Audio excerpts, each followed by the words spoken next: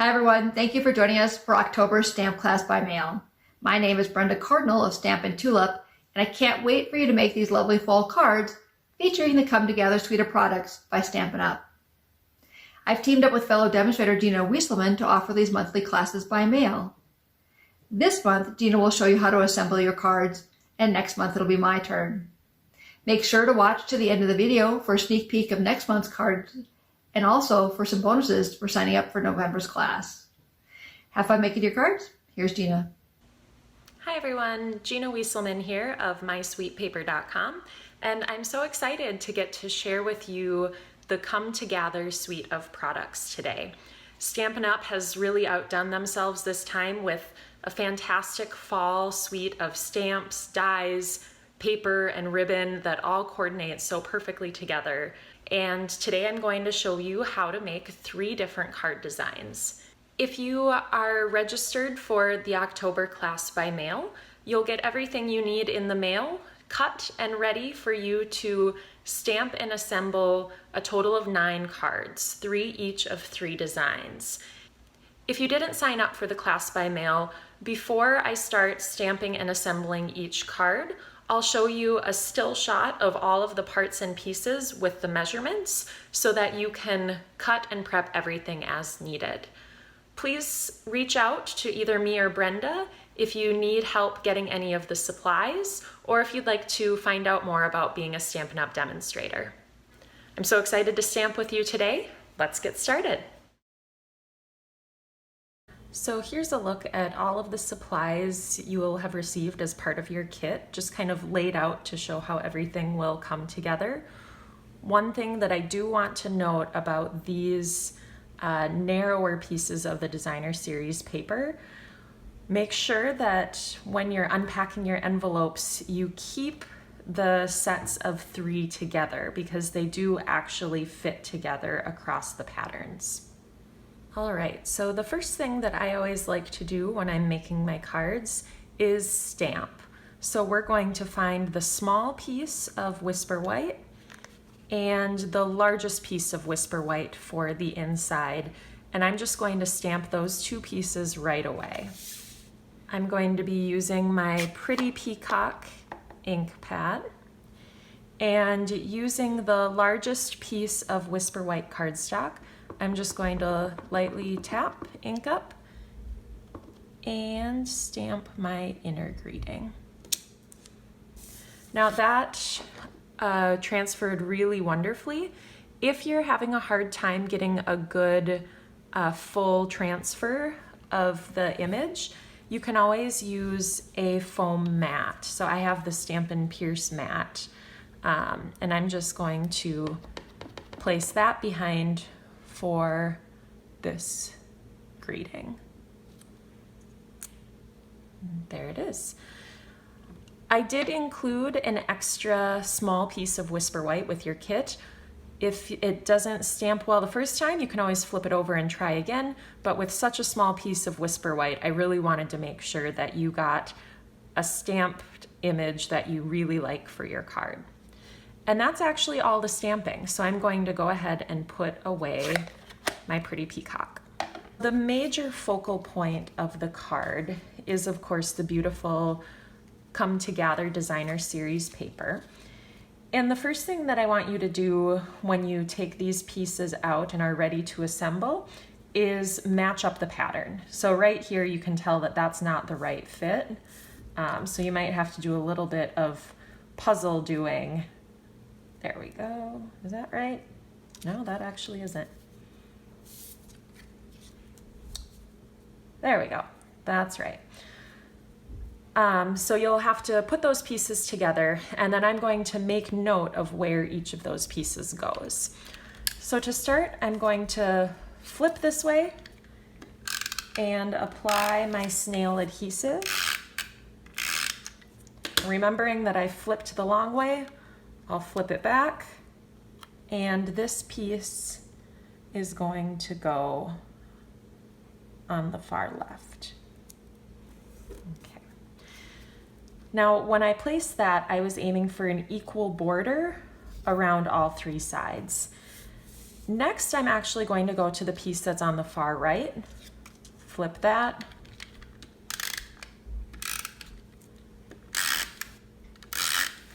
apply my snail, again, flip it the long way, and again, go for that equal border on all 3 sides. Now, the reason I do either side first is because now when it comes to placing my final piece, I can just center it, and that will make sure that it looks nice all across the card.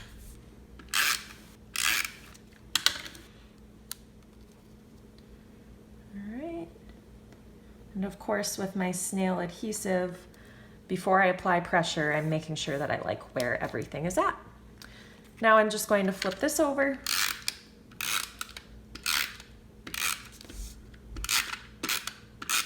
Apply my snail and adhere on the crumb cake.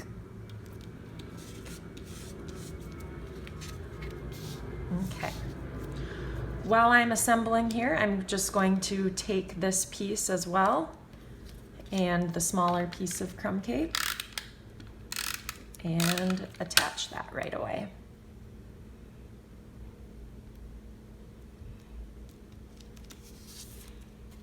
Okay.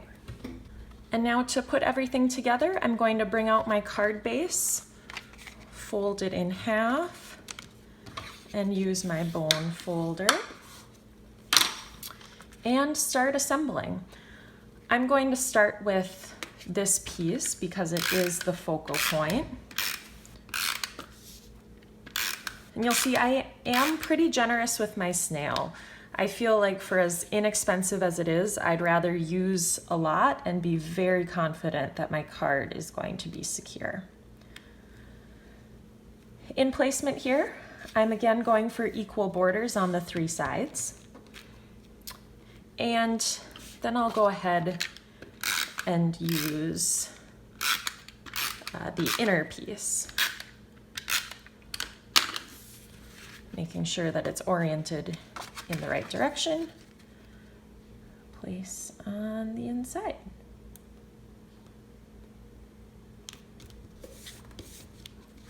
Perfect. Now the last thing is adding our greeting and the feather embellishment. I'm going to use a couple of dimensionals for the greeting, and I'll go ahead and peel those right away. And then in your packet, your kit, you will have received 2 different styles of feathers. So I would recommend just placing it on the card and adjusting the greeting as you'd like. So since the sample has this style of feather, I'll go ahead and show this one. It looks good. And last up, I'm going to use glue dots. I have my ribbon on here so that I expose 1 dot at a time. And I'm just going to go ahead and pick up maybe 2 or 3 glue dots. I think I'll go with 3 for this long feather.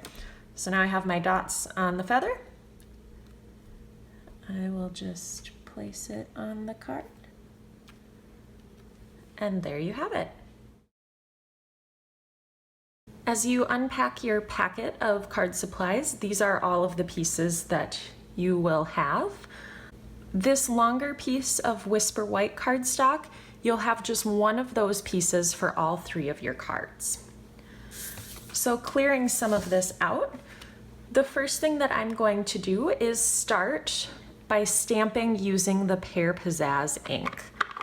So I'm going to open that up, and I'm actually going to be stamping the pumpkin in that Pear Pizzazz both for the outside of the card and then on the inside as well. And of course, you could always stamp one of these on your envelope just to make your envelope nice and fancy. So I'm going to ink up my stamp, and I'm just going to place it right in the corner of the inside of the card. Set that aside and bring out this longer piece of Whisper White. This is long enough to fit all 3 of the pumpkins you need for all 3 of your cards. So I stamped on either side first and then the last one in the middle, just to make sure that I allowed enough room. I am actually going to be using my paper snips to cut out, fussy cut as we call it, the pumpkin for the front of the card. Now there is a coordinating set of dies that goes along with this stamp set. So if you chose to purchase that set of dies, you could certainly use your Big Shot to make this a little easier. Now, as I'm cutting, I'm trying to maintain an even white border all the way around the pumpkin. And if you notice, I'm not really turning the scissors. I'm really just turning the paper. And that's kind of the motion that I use to get that even border without too much trouble. Okay, and there you have it. I bet you're glad that it's just one small piece to cut for this card. Now that that's ready, I'm actually going to just finish stamping here. So I'll bring out my pretty peacock ink pad and the wishing you well greeting. Going to ink that up and stamp it on the small piece of white. I did include an extra piece of this in your packet just in case the front doesn't work. If you flip it over, try again, and you still don't like it, you should have an extra piece. And now that we have all of our pieces, our parts and pieces kind of ready to go, I'm going to go ahead and start assembling. So I kind of like to build up. So I'm going to start with putting some snail on the designer series paper, the larger piece with the pumpkin pattern. I'm going to mount that on the pear pizzazz. Next, I'm going to take my card base that I've already stamped, fold in half, and use my bone folder to crease that. And I'm going to position this next piece on. Now, the reason that I did it in this order is because once I put this piece on, it's no longer perfectly all centered. So just to help myself visually, I like to simplify and put it together so that if these 3 pieces are all centered on one another, I just find that easier.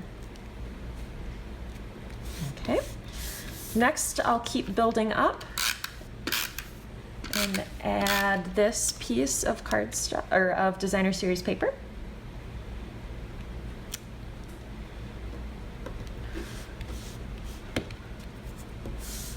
Mount my greeting.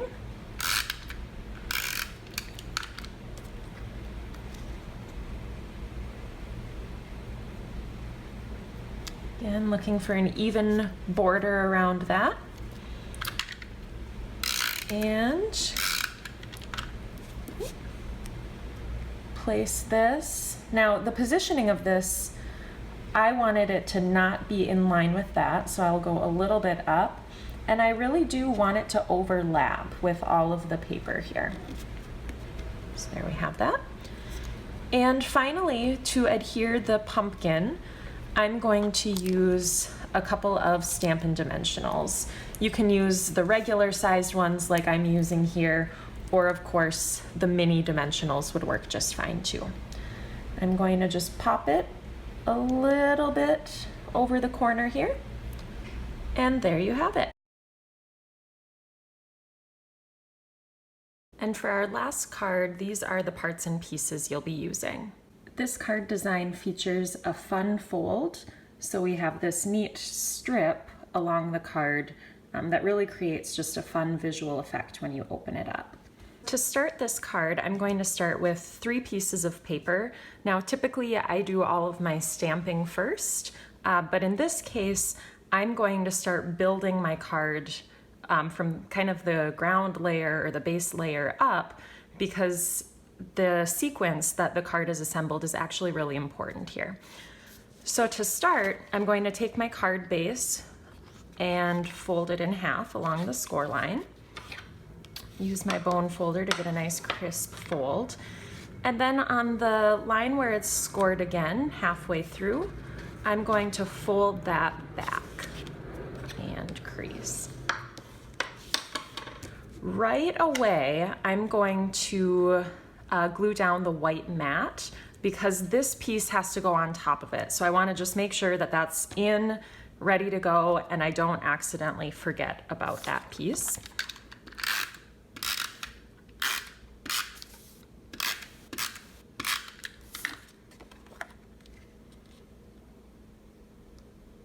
All right, center that up, place it down. And the other thing I'm going to adhere right away is this beautiful Designer Series paper. Because again, the long strip that creates the fun fold will go on top of that.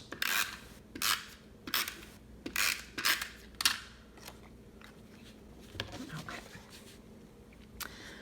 What I'm going to do next is with these two strips. So to start with, I'm going to fold the Mary Merlot strip just as we did the card. So folding it in half and then back again. And you'll want to make sure, of course, that this lines up and get your nice crease there. So the way that this fits together is this Z fold portion will go on the card like that. So it's kind of the opposite section of the fold of the card to open up. Before I adhere this, I am going to add the Designer Series paper. Now, I tried a few different ways to do this, and I found that not scoring the DSP was actually easier for me. So to start with, I'm going to use my Mary Merlot piece, and I'm going to start at what will be the top, so that longest section of the card. And knowing that there'll be a border on either side, I'm going to add my snail adhesive. And I am being very generous with this. And I'm just going to go in that first section, line this up at the top, and center it as close as possible. Make sure it stays parallel all the way down and apply pressure. Now, before I glue this next section, I'm going to fold along that crease first so that I make sure there are no sort of rumples or issues with the DSP. So I'll just add my next layer of snail, fold it, and go right along. And again, with the last piece, I am going to fold. Just want to make sure that I get a nice crease there, but that it stays nice and flat on the paper. So, add that. And once again, I'm just making sure that it stays straight with an even border. Now, I did cut the DSP to be 12 inches long just to make sure that you get the perfect length. So I will just take my paper snips and trim the extra. Okay. I'm going to go back with my bone folder one more time and just make sure those creases are nice and crisp. And then we're going to layer this onto the card. And I left just a little bit of white here. But once again, instead of applying all the adhesive at the same time, I'm going to kind of do this in stages. I'm going to start with just the portion that'll be connected to the top of the card here. So when it's upside down, that's the portion above the fold. Then I'm going to keep it folded, press the card down, and come and line that up right with the top of my card. Now when I open it, the only part that I have left to adhere is this portion. And once again, I'm going to keep it folded and just go right on to the card. By building this while the card is completely flat and kind of closed shut, I make sure that everything fits together and opens and closes in a way that will allow it to flatten and go into an envelope. So it looks like I have a tiny bit of extra on the bottom here, which is just fine because I will trim that off. And now the folding part is done. And it's time now for the stamping.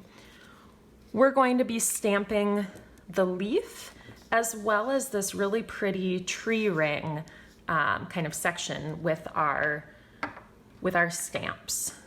So to start, I'll open up my Cajun Craze and I'm going to ink up my leaf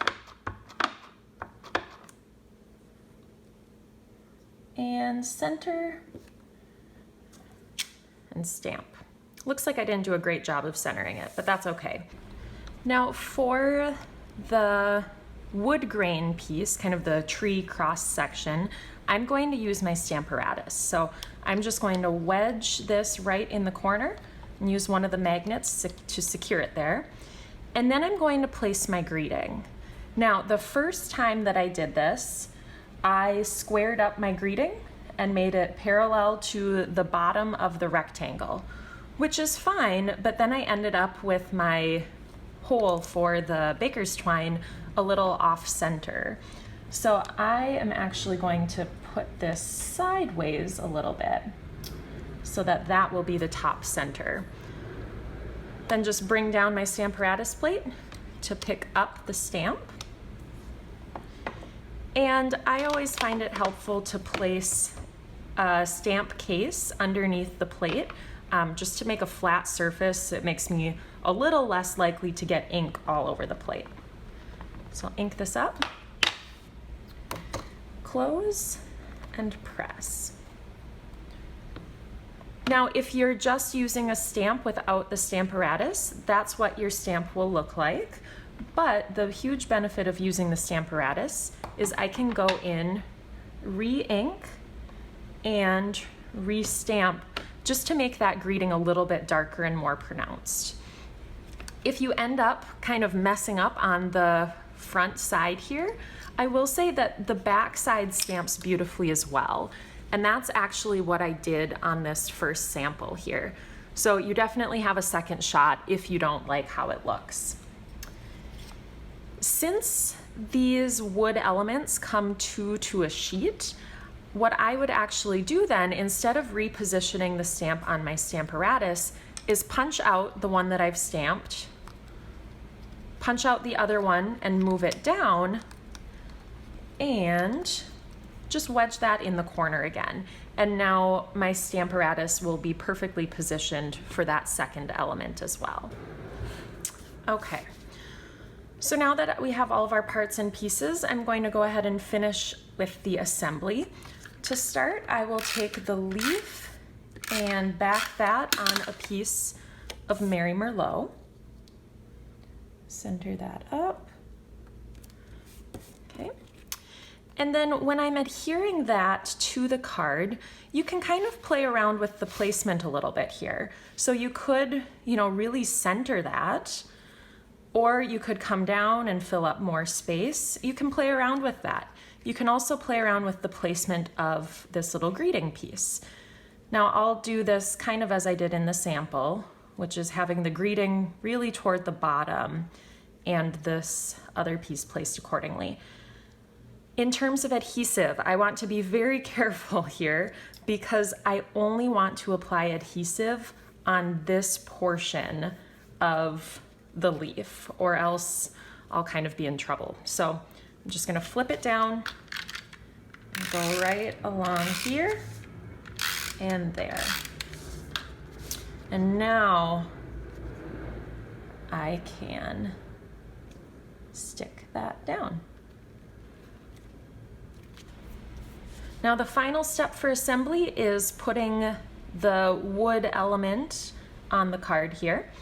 And I gave you 10 inches of baker's twine from the really wonderful Come Together ribbon combo pack, and I've cut mine in half here. This is enough to be able to loop through twice, just to give it a little bit thicker of an appearance. But I will say that can be a little bit challenging to get through. So you could certainly use just one piece, or you could put it through once and tie a knot or a bow. I gave you enough of the twine so that you can kind of play around and do what you like with that. But I'm just gonna trim it. That might even be a little too long. I might trim it a little more.